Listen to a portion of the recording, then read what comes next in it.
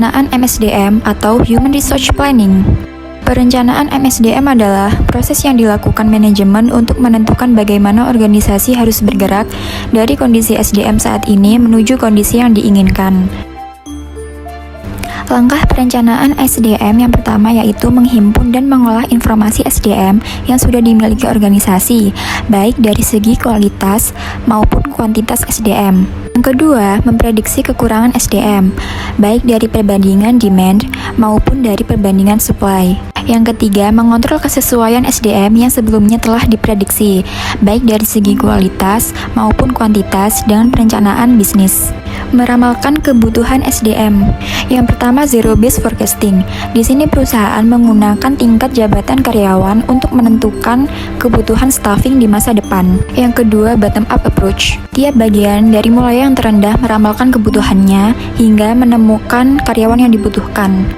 Yang ketiga, petunjuk praktis. Simulasi kegiatannya seperti misal satu pengawas untuk 10 pegawai. Tugasnya yaitu untuk membimbing 10 pegawai tersebut. Yang keempat, skenario. Manajer ataupun HRD mempertimbangkan beberapa faktor untuk meramalkan kebutuhan SDM.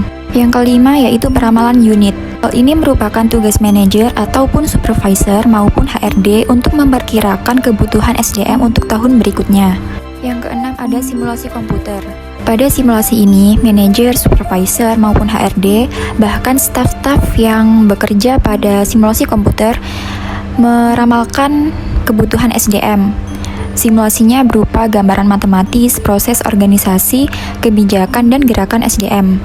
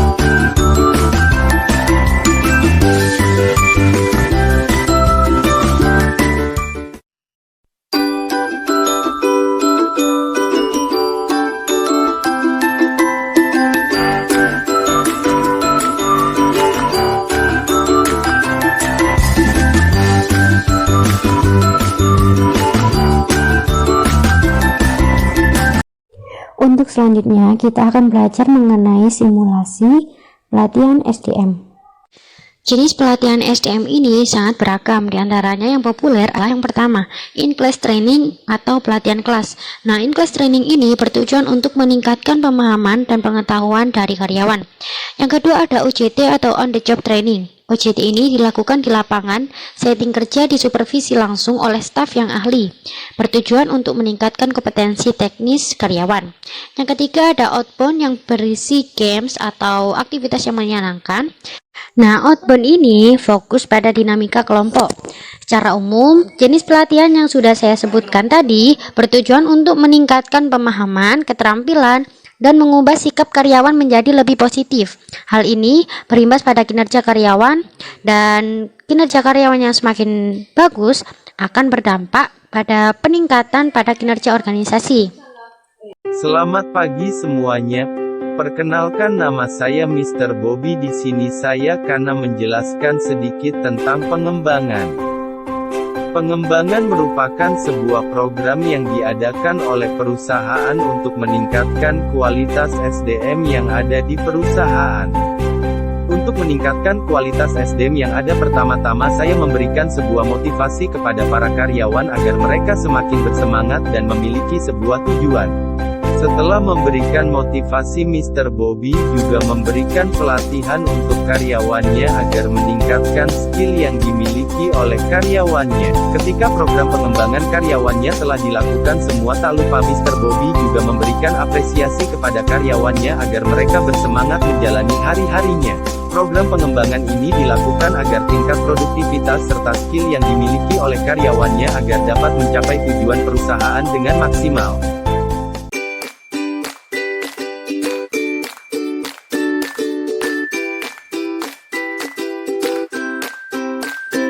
Yano adalah seorang pegawai di PT Bintang. Dia adalah seorang pegawai yang ulet, tekun, dan selalu mengerjakan pekerjaannya dengan tepat waktu dan sangat baik. Namun suatu saat Yano merasa jenuh dengan pekerjaannya. Dia merasa bosan dan lelah. Dia ingin berlibur ke suatu tempat dan mengistirahatkan pikirannya. Lalu dia memutuskan untuk mengambil cuti dan memanfaatkan kompensasi yang diberikan oleh kantornya. Setelah berlibur, Yano langsung kembali bekerja. Dia tidak merasa jenuh lagi dan kinerjanya semakin membaik berkat adanya kompensasi yang diberikan oleh kantornya. Materi yang selanjutnya yaitu tentang kesehatan dan keselamatan kerja. Apa sih kesehatan dan keselamatan kerja itu? Berikut penjelasannya. Yang perlu dilakukan dalam melakukan K3 yaitu kerja dilarang ceroboh ketika bekerja, karena dengan kecerobohan itu tentunya akan mendatangkan malapetaka. Lalu, pekerja juga diwajibkan untuk melengkapi dirinya dengan alat-alat keselamatan kerja. Kemudian, pekerja juga diharapkan agar selalu tanggap terhadap situasi apapun yang mungkin akan terjadi. Dan juga pekerja juga diharapkan untuk selalu memeriksa alat-alat pekerjaan yang akan digunakan. Tujuan dari K3 tidak hanya untuk memberikan perlindungan terhadap tenaga kerja dan orang yang berada di tempat kerja agar terjamin keselamatannya. K3 juga mempunyai tujuan untuk mengendalikan resiko terhadap peralatan, aset, dan sumber produksi, sehingga dapat digunakan secara aman dan efisien agar terhindar dari kecelakaan dan penyakit akibat kerja. Perlindungan K3 yang efektif dan efisien tentunya dapat mendorong produktivitas jika dilaksanakan dan diterapkan melalui sistem manajemen K3, serta hal itu dapat membantu karyawan dalam melakukan pekerjaannya.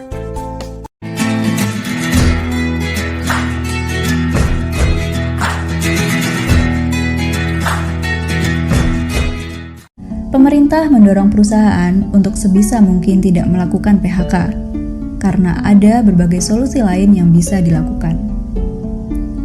PHK bukanlah satu-satunya cara bertahan bagi perusahaan. Solusi lain yang bisa dilakukan adalah mengurangi fasilitas pekerja tingkat atas, seperti manajer dan direktur, sehingga anggarannya bisa digunakan untuk para karyawan yang lain. Perusahaan juga bisa mengurangi shift pekerja, jam kerja, atau hari kerja. Jadi para karyawan dapat dipertahankan walaupun gajinya dikurangi sesuai beban kerja yang baru. Cara-cara ini penting untuk dilakukan supaya tak terjadi ledakan pengangguran di Indonesia.